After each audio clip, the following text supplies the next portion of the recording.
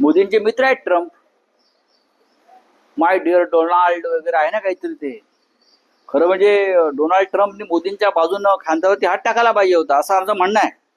असं मला वाटलं की जगातले जे सगळे 165 देशात जे आमचे प्रधानमंत्री फिरतायत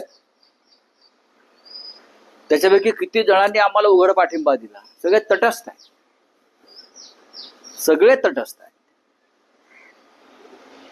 अशा वेळेला मला आश्चर्य वाटतंय की डोनाल्ड ट्रम्पच्या विजयासाठी मोदीने रक्ताचं पाणी केलं होतं. डोनाल्ड ट्रम्पसाठी ते अमेरिकेत गेले, भारतात त्यांनी प्रचार सभा घेतल्या.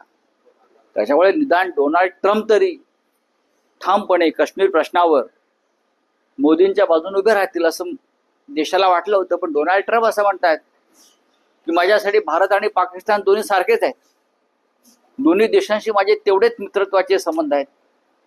हे मोदींच्या भक्तांसाठी धक्कादायक असायला पाहिजे.